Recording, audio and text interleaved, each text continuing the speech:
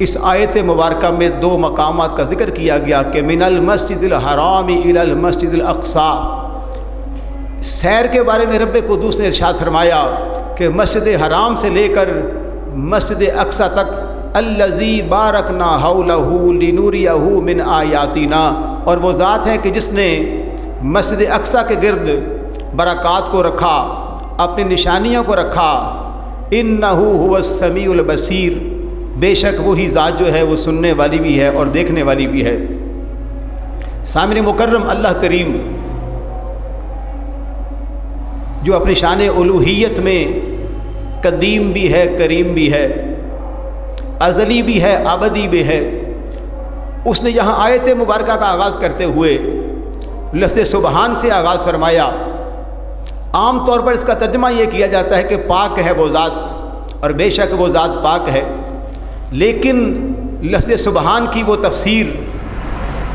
جو نبی مکرم علیہ السلام نے ارشاد فرمائی، وہ تفسیر بھی قابل غور ہے، کیونکہ بعض اوقات انسان جب اللہ کریم کی ذات اور اس کی صفات کا علم اور معرفت حاصل کرنے کی کوشش کرتا ہے تو بعض لوگ تو اللہ قدوس کے فضل و کرم سے اس کی معرفت تام حاصل کر لیتے ہیں، لیکن بعض لوگ کسی وجہ سے صرف اس کی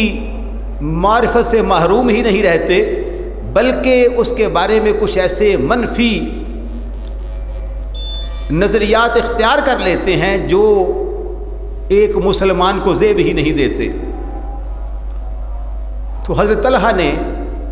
نبی مکرم علیہ السلام کی بارگاہ میں التجا کی۔ ان طلحہ قال سألت رسول اللہ صلی اللہ علیہ وسلم ان تفسیر سبحان اللہ، جناب طلحہ نے نبی کریم علیہ السلام کی بارگاہ میں سوال کیا کہ لفظ سبحان اللہ کی تفسیر ہمیں بتائی جائے کہ اللہ تعالیٰ پاک ہے، وہ ذات پاک ہے تو کیسے ہے؟ نبی مکرم علیہ السلام نے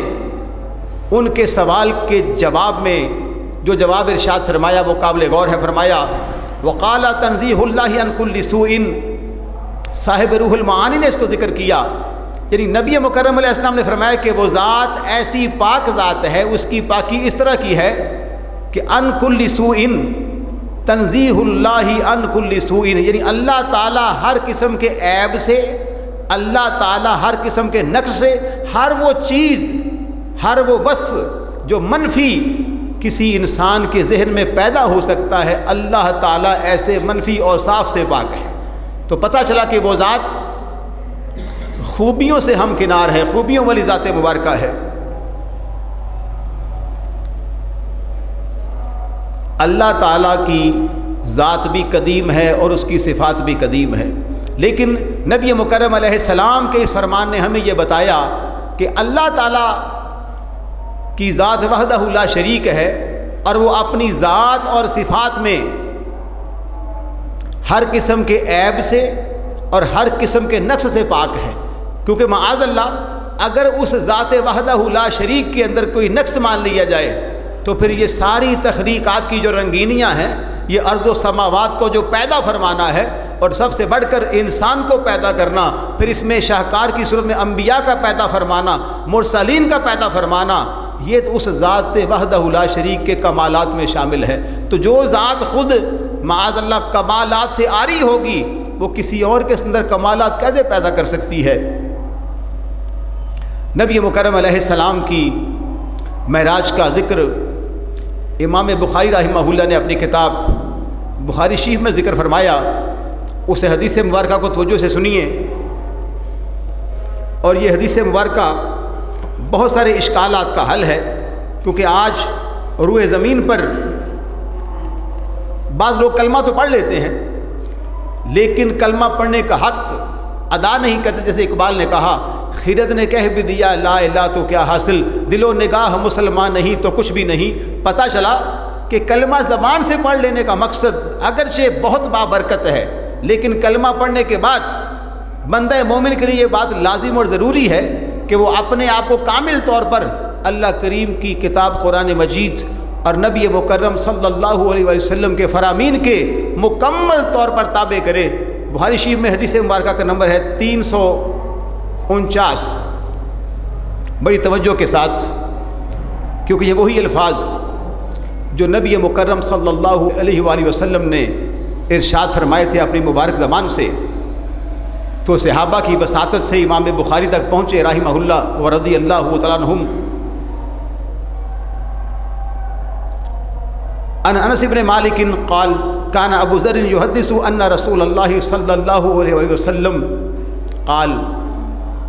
فرج عن سقف بیتی وانا بمکہ فنزل جبریل۔ حدیث کے راوی حضرت انس بن مالک اور حضرت ابو ذر سے روایت کرتے ہیں کہ نبی مکرم علیہ السلام نے فرمایا فرج عن سقف بیتی وانا بمکہ، میں مکہ میں تھا درا حال کہ میری چھت کو کھولا گیا، یعنی میں ایک ایسے کمرے میں محو استراحت تھا کہ جس کی چھت کو کھولا گیا۔ فنزل جبریل علیہ السلام، میں نے دیکھا کہ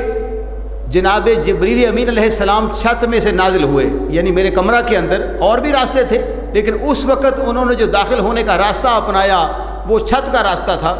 ففرج صدری، تو انہوں نے میرا سینہ مبارک کو کھولا۔ اب یہ کیفیت نبی مکرم علیہ السلام بیان فرما رہے ہیں۔ ہم چونکہ مسلمان ہیں، قرآن و سنت پر ہمارا ایمان ہے، اب ان کے حقائق میں ہر عقل غوطہ زن نہیں ہو سکتی، لیکن ہمارا ایمان ہے کہ جو قرآن مجید میں اللہ کریم نے ارشاد فرمایا وہ بھی حق ہے، اور احادیث طیبہ کے اندر جو فرامین نبی مکرم علیہ السلام کے موجود ہیں وہ بھی حق ہیں۔ تو فرمایا ففرج صدری، میرے سینہ کو کھولا گیا، ثم غسلہ بماء زمزم، اور میرے سینہ کو آب زمزم کے ساتھ غسل دیا گیا یا دھویا گیا۔ ثم جاء بطست من ذهب ممتلئ حکمتا و ایمانا، پھر میرے سینہ کے اندر ایک تشت، جسے ہم تھال کہہ لیں سمجھنے کے لیے، سونے کا حکمت اور ایمان سے بھرا ہوا لایا گیا۔ فافرغہ فی صدری، اس کو بھی میرے سینے میں داخل فرما دیا گیا۔ اب جب جناب جبریل علیہ السلام باذن اللہ یہ عمل انجام دے رہے تھے، پہلے وہ حاضر ہوئے، اور حاضر ہونے کے بعد انہوں نے نبی مکرم علیہ السلام کے سینہ مبارک کو چاک فرمایا، اس کے بعد اسے آب زمزم کے ساتھ دھویا، بعد میں ایک سونے کا تھال جو حکمت اور ایمان کے ساتھ بھرپور تھا وہ آپ کے سینہ مبارک میں داخل فرمایا۔ اب یہ اللہ کی حکمت ہے، اگرچہ پہلے بھی وہاں ایمان کامل موجود ہے، پہلے بھی وہاں پہ حکمت کاملہ موجود ہے۔ فافرغہ فی صدری، نبی علیہ السلام فرماتے ہیں وہ میرے سینے میں داخل کر دیا گیا۔ ثم اطبقہ، اس کے بعد میرے سینہ کو بند کر دیا گیا۔ ثم اخذ بیدی فعرج بی الی السماء الدنیا، اس کے بعد جناب جبریل نے میرے ہاتھ کو پکڑا اور پکڑ کر آسمان دنیا کی جانب روانہ ہو گئے۔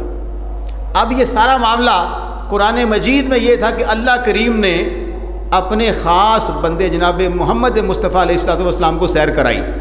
اب سیر کرانے کے لیے اللہ تعالیٰ نے جو طریقہ کار منتخب فرمایا اس کے لیے جناب جبریل کو بھیجا، کیونکہ جبریل پہلے بھی نبی مکرم علیہ السلام کی بارگاہ میں بارہا اللہ تعالیٰ کے قرآن مجید کو لے کر حاضر ہوتے رہے۔ فرماتے ہیں جب انہوں نے میرا ہاتھ پکڑا اور آسمان دنیا کی جانب ہم چلے، فلما جئت الی السماء الدنیا، پس میں جب آسمان دنیا پر پہنچا، قال جبریل لخازن السماء، تو حضرت جبریل نے آسمان کا ایک رب نے داروغہ مقرر کیا ہوا ہے، اسے کہا افتح، اس کا دروازہ کھولو۔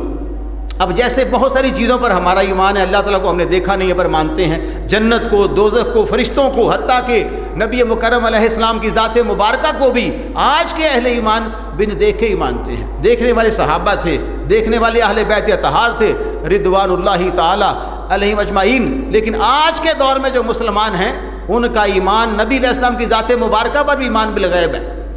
تو ایسے بہت ساری چیزیں جو ماورائے عقل ہوتی ہیں، لیکن مسلمان ان کو اس لیے تسلیم کرتا ہے کہ میرا رب بھی سچا ہے اور میرے آقا علیہ السلام کی ذات مبارکہ بھی سچی ہے، وہ جو بھی فرمان ارشاد فرماتے ہیں ہمارے لیے اس کو ماننا لازم ہوتا ہے۔ تو فرمایا جبریل نے اس خازن سے کہا جو آسمان پر مقرر تھا، آسمان دنیا پر، افتح، دروازہ کو کھولو۔ قال من ھذا، تو انہوں نے پوچھا تم کون ہو، کیونکہ ہم اس دروازہ کو کھولنے کے لیے اگرچہ مقرر ہے تو تم ہو کون؟ قال ھذا جبریل، تو نبی پاک فرماتے ہیں اس وقت جبریل نے کہا کہ میں جبریل ہوں، دستک دینے والا، دروازہ کھولنے کا جو کہہ رہا ہوں میں جبریل ہوں۔ قال هل معك احد، تو اس داروغہ نے کہا کیا تمہارے ساتھ اور بھی کوئی ایسا فرد ہے، کوئی ایسی ہستی ہے؟ قال نعم، تو جبریل نے کہا ہاں۔ اب عربی کے انداز سے اگر تھوڑا سا غور کیا جائے تو پتہ چلتا ہے کہ لفظ نام میں جبریل نے اس بات کا جواب دے دیا کہ میرے ساتھ کوئی ہے، لیکن یہاں انہوں نے اپنی بات کو مکمل نہیں کیا، بلکہ یوں کہا قال نعم معی محمد صلی اللہ علیہ وآلہ وسلم۔ جبریل نے کہا میرے ساتھ ایک ذات مبارکہ ہے، لیکن وہ ذات ایسی ہے جن کا نام نامی اسم گرامی محمد صلی اللہ علیہ وآلہ وسلم ہے، تاکہ اس داروغہ کو پتہ چلے کہ اگرچہ میں رب کا مقرر فرشتہ ہوں، لیکن میرے ساتھ جو آج آسمانوں پہ جلوہ گر ہستی ہو رہی ہے وہ ہستی کوئی عام نہیں بلکہ محبوب رب کائنات ہے، وہ ذات مبارکہ ہے جس کے صدقے رب نے انبیاء کو نبوتیں، رسولوں کو رسالتیں اور ملائکہ کو ان کی شان نوری عطا فرمائی ہے۔ فقال ارسل الیہ، نبی پاک نے فرمایا وہ داروغہ نے کہا دروازہ تو میں کھول دیتا ہوں، لیکن آج تمہارے ساتھ محمد مصطفیٰ کی ذات مبارکہ، چونکہ ہر کسی کو رب نے ایک ڈیوٹی پہ مقرر کیا ہے، انبیاء کی ذمہ داریاں، مرسلین کی، فرشتوں کی، تو اس نے یہ پوچھا کیا ان کو بلایا گیا ہے؟ قال نعم، تو جبریل نے کہا ہاں بلایا گیا ہے۔ فلما فتح، پس اس نے دروازے کو کھولا، الون السماء الدنیا، نبی پاک فرماتے پھر ہم آسمان دنیا پہ پہنچے، اور پہلے آسمان پہ جو نبی مکرم علیہ السلام نے منظر دیکھا وہ منظر قابل غور ہے۔ اب ہماری عقل کسی کی یا کوئی سائنس کا ایسا اللہ آسمان دنیا پر اس وقت کیا ہو رہا ہے یہ نہیں بتا سکتا۔ یہ اگر جانتا ہے تو اللہ تعالیٰ جانتا ہے، یا پھر اللہ تعالیٰ نے جو مہربانیاں نبی مکرم علیہ السلام پر فرمائی ہیں وہ جانتے ہیں۔ بڑی توجہ سے فرمایا فَإِذَا رَجُلٌ قَائِدٌ عَلَى يَمِينِهِ أَسْوِدَةٌ وَعَلَى يَسَارِهِ أَسْوِدَةٌ، ہم نبی پاک فرماتے ہیں میں نے دیکھا ایک فرد کو جو پہلے آسمان پر بیٹھا ہوا تھا، اس کے دائیں بھی کچھ افراد تھے، اس کے بائیں بھی کچھ افراد تھے۔ اب وہاں پر ایک عجیب منظر دیکھا کہ ایک اللہ کی پیاری ہستی بیٹھی ہوئی ہے آسمان دنیا پر، دائیں بھی کچھ افراد ہیں، بائیں بھی کچھ افراد ہیں۔ اذا نظر قبل یمینہ ضحکا واذا نظر قبل یسارہ بکا، فرمایا جب وہ دائیں والوں کو دیکھتے ہیں تو مسکرا دیتے ہیں، جب اپنے بائیں والوں کو دیکھتے ہیں تو رونا شروع کر دیتے ہیں۔ اب یہ کیفیت نبی علیہ السلام نے بیان فرمائی کہ وہ ہستی جو آسمان دنیا پر جلوہ کرتی پہلے آسمان پر، ان کو میں نے دیکھا کہ جب دائیں جانب دیکھتے تھے تو مسکراتے تھے، جب بائیں جانب دیکھتے تھے تو روتے تھے۔ فقال، جب نبی علیہ السلام کو فرمایا تو وہ بزرگ ہستی جو آسمان دنیا پہ جلوہ کر تھی انہوں نے کہا مرحبا بن نبی صالح والابن صالح، اے صالح نبی اور صالح بیٹے، میں آپ کو مرحبا کہتا ہوں، میں آپ کو خوش آمدید کہتا ہوں، جیسے ہمارے ہاں کسی کو ویلکم کیا جاتا ہے بڑے پروٹوکول کے ساتھ۔ قلت لجبریل، نبی علیہ السلام فرماتے ہیں میں نے جبریل سے پوچھا من ھذا، یہ کون ہے جو میرا استقبال کر رہے ہیں، جنہوں نے مجھے کہا مرحبا بن نبی صالح والابن صالح، جنہوں نے مجھے یہ کر کر خطاب کہا کہ اے نبی صالح مرحبا، اے صالح فرزند دل مند مرحبا، یہ کون ہے؟ قال ھذا آدم علیہ السلام، جبریل نے کہا یہ جن بزرگوں کو آپ دیکھ رہے ہیں جو دائیں جانب دیکھ کے مسکرا دیتے ہیں، بائیں جانب دیکھ کے رونا شروع کر دیتے ہیں، آپ کو مرحبا کہہ رہے ہیں، یہ اللہ کے انبیاء علیہم السلام سے اللہ کے نبی آدم علیہ السلام کی ذات مبارکہ ہے۔ تو معراج کے سفر میں سب سے پہلے جو انبیاء علیہم السلام میں سے نبی علیہ السلام سے جو ذات ملی اس کا نام آدم علیہ السلام ہے۔ وَهَذِهِ الْأَسْوِدَةُ عَنْ يَمِينِهِ وَشِمَالِهِ نَاسَمُ بَنِيهِ، اور جو ان کے دائیں اور بائیں تھے وہ ان کی اولاد تھی، ان کے نفوس تھے، ان کی ارواح تھیں۔ تو نبی پاک نے فرمایا فَأَهْلُ الْيَمِينِ مِنْهُمْ أَهْلُ الْجَنَّةِ، جو ان کے دائیں والے تھے وہ سارے جنتی تھے۔ وَالْأَسْوِدَةُ الَّتِي عَنْ شِمَالِهِ أَهْلُ النَّارِ، جو ان کے بائیں والے تھے وہ سارے دوزخی تھے۔ یعنی پہلے آسمان پر نبی علیہ السلام نے دیکھا جناب آدم علیہ السلام کے دائیں جو ان کی اولاد کے نفوس ہیں وہ سارے جنتی ہیں، جب وہ اپنی جنتی اولاد کو دیکھتے ہیں تو مسکراتے ہیں کہ اللہ تیرا شکر ہے، اور جب وہ اپنے بائیں جانب دیکھتے ہیں تو اپنی اولاد میں سے دوزخی لوگوں کو دیکھتے ہیں تو رونا شروع کر دیتے ہیں کہ مولا اولاد تو میری ہے۔ یہ ہمارے لیے بھی لمحہ فکری ہے کہ آدم علیہ السلام اللہ کے نبی ہو کر اس بات پر خوش ہوتے ہیں مولا یہ جنتیوں کی جماعت ہے، اور دوزخیوں کو دیکھ کے پریشان ہو رہے ہیں بلکہ رو رہے ہیں آج ہم بالکل بے پرواہ، بالکل بے نیاز اور بے فکر ہو چکے ہیں۔ ہمیں بھی اس بات کی فکر کرنی چاہیے، آدم علیہ السلام اللہ کے نبی ہو کر، جد الانبیاء ہو کر، نیکوں پر مسکراتے ہیں، بدوں پر روتے ہیں۔ آج ہماری اولاد جدھر مرضی جا رہی ہے، ہمیں پرواہ نہیں۔ ہمیں بھی اس بات کا خیال کرنا چاہیے کہ اپنی اولاد کو صراط مستقیم کی جانب گامزن کریں۔ فَإِذَا نَظَرَ عَنْ يَمِينِهِ ضَحِكَ وَإِذَا نَظَرَ قِبَلِ شِمَالِهِ بَكَى۔ نبی پاک نے فرمایا کہ جب دائیں والوں کو دیکھتے ہیں تو مسکراتے ہیں، جب بائیں والوں کو دیکھتے ہیں تو رو دیتے ہیں۔ حَتَّى عَرَجَ بِي إِلَى السَّمَاءِ الثَّانِيَةِ۔ اس کے بعد نبی مکرم علیہ السلام نے فرمایا کہ ہم دوسرے آسمان پر پہنچے، بڑی توجہ سے۔ فَقَالَ لِخَازِنِهَا، پھر جبریل نے اس دوسرے آسمان کے دروگا سے کہا وہی جملہ، افتح، کہ اس کے دروازے کو کھولو تاکہ عروج کیا جائے اور بلندی پہ جایا جائے۔ فقال له خازنها مثل ما قال الاول۔ نبی علیہ السلام فرماتے ہیں جیسے پہلے دروگا نے کہا تھا کہ تم کون ہو، تمہارے ساتھ کون ہیں، کیا یہ بلائے گئے ہیں، وہی گفتگو ہوئی۔ ففتح، بہرحال اس نے بھی دروازہ کھول دیا دوسرے آسمان کا۔ قال انس، جناب انس کہتے ہیں فذكر انه وضع في السماوات آدم، کہ نبی علیہ السلام نے آسمانوں میں ملاقات فرمائی آدم علیہ السلام سے، وَإِدْرِيسَ وَمُوسَى وَعِيسَى وَإِبْرَاهِيمَ صلوات اللہ علیہم، اور جناب ادریس سے، جناب موسیٰ سے، جناب عیسیٰ سے، اور جناب ابراہیم علیہ السلام سے۔ توجہ، اب یہ انبیاء علیہم السلام جن کا بالخصوص اس بخاری شریف کی حدیث مبارکہ 349 نمبر پہ موجود ہے،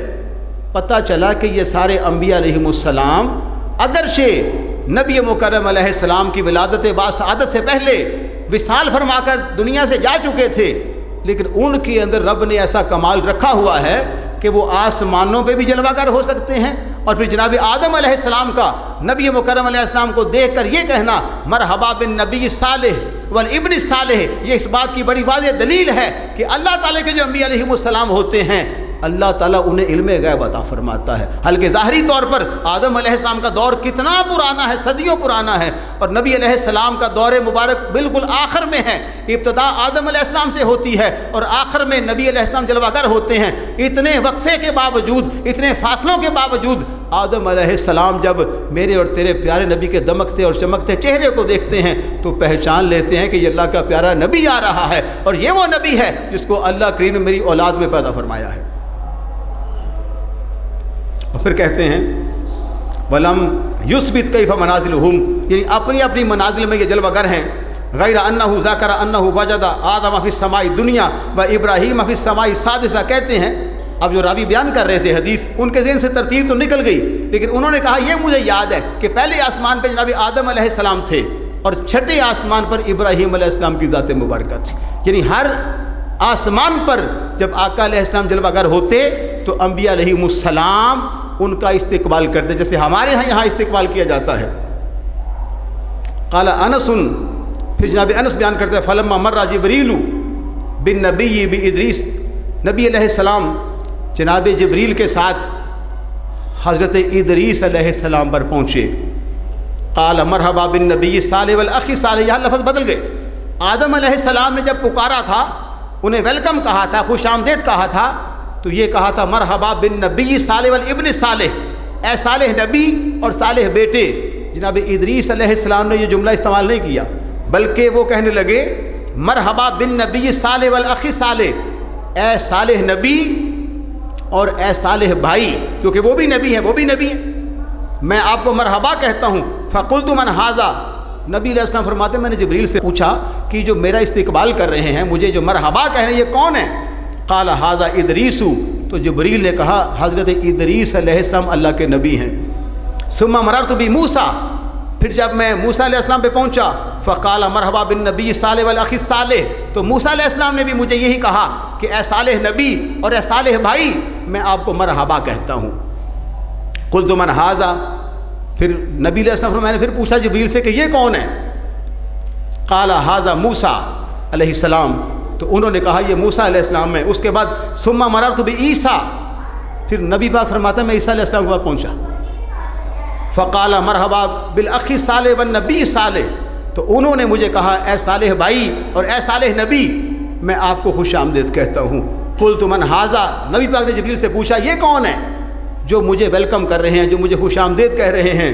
قال ھذا عیسیٰ علیہ السلام, جبریل نے کہا یہ عیسیٰ علیہ السلام ہے. اگر ذہن میں یہ سوال پیدا ہو تو جبریل کیسے پہچان لیتے؟ تو اس کا جواب یہ ہے کہ اللہ کریم نے جبریل امین علیہ السلام کو پہلے بھی انبیاء کے پاس وحی دے کر بھیجا. وہ انبیاء علیہ السلام کی معرفت رکھنے والے ہیں, اس لیے جب آقا علیہ السلام جاننا چاہتے ہیں تو جبریل چونکہ خادم ہیں, چونکہ یہاں دنیا کے اندر بھی رواج ہے کہ جب بادشاہ سفر پہ جاتا ہے اس کے ساتھ خدام ہوتے ہیں, تو یہ چونکہ ایک سیاحت ہے, یعنی سیاح لامکان کی سیاحت ہے, اس میں بھی اللہ کریم نے نبی مکرم علیہ السلام کے ساتھ جبریل کو